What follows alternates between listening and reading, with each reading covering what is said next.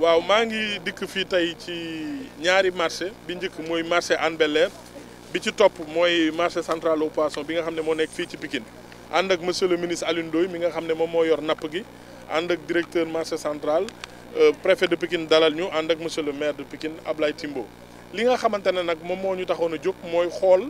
ndigal yi nga xam ne moom la président joxe ci wàllu mbas mi nga xam ne moo lëmbee dëkk bi nga xam ne foo dem rek tey marché yi ñiy tëj nañ ñii seen yëngu koom-koom wàññeeku na waaye li gën a am solo mooy ndax ñafa ne ñi ngi respecté ñi ngi dëppoog digle yi nga xam ne moom la kilifa yi digle ci wàllu wér-gu-yaram ci wàllu moytu te loolu gis nañ ni ñu ngi koy def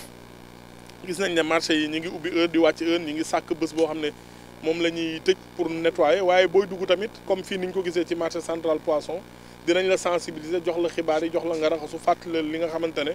moom mooy farata leneen li nag mooy président de la République dafa am yéene bu mag ci marché yi ndaxte xam ngeen ne suñu mbokk yu bëri ci Sénégal ci wàllu commerce ci wàllu yàqantu jënd ak jaay la ñuy yëngatu mu ne nag dafa bëgg marché yi ñu moderniser ko modernisation marché boobu nag dafa laaj xaalis bu bëri ay investissement yenn marché yi ñu toj leen defal ko waaye nag alhamdulilah suñu marché yi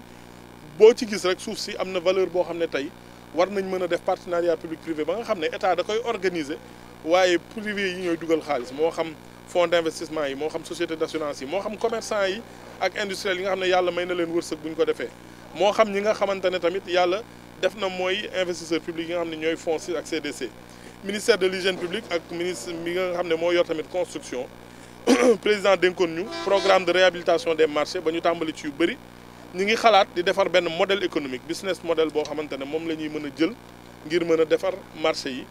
di xalaat tamit benn guide de gestion des marchés ndaxte marché boo ko tabaxee def ci alal bi ci war da nga ko war a sàmm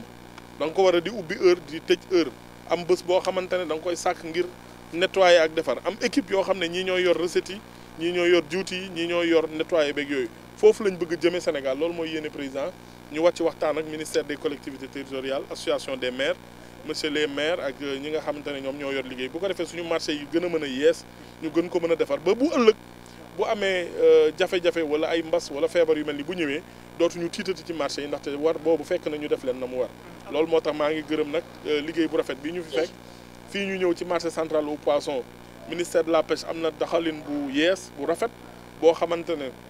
defe naa ne ñun ñëpp war nañ ci jàng mooy marché dafa war a am kilifa am koo xam ne moo yor baat bi di ubbi di tëj di digle di tere loolu la ñu am fii moo tax gis ngeen ni mu setee gis ngeen waxtu wi ñëpp arrêté nañ ndaxte loolu la ministère bi digle ñu ciy félicité monsieur le ministre Alioune Ndoye di félicité directeur bi Abou Mbaye ci liggéey bu rafet bi te di ñaan yeneen marché yëpp ñu roy ci doxalin bi jërëjëf. alors monsieur le ministre est-ce que jot ngeen natt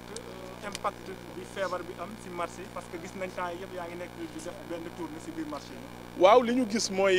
koom-koom bi ci marché yi mel na ni xaw na wàññeeku tuuti nit ñaa ngi dem marché waaye melul na mu meloon même fii sax bu fekkee marché central dinañuy gën a ñëw. waaye li nga xam ne moo gën a am solo rek te ñu war ko jàpp mooy am wér-gu-yaram moo gën am xaalis ci poche wax dëgg yàlla bu ñu yàlla mayee ñaar yëpp ñu jël mais jamono ji ni mu demee mel na ni nit ñi xam nañ ne seen wér-gu-yaram mooy li nga xam ne mooy li gën a am solo looloo tax nag ñu ngi leen di sant bu baax ci gannaaw koom-koom bi mën na am taxawewul na mu waroon taxawee waaye nit ñaa ngi góorgóorlu di respecté looloo am solo fi mu ne nii mbiru wér-gu-yaram mooy farata te ci loolu lañ nekk.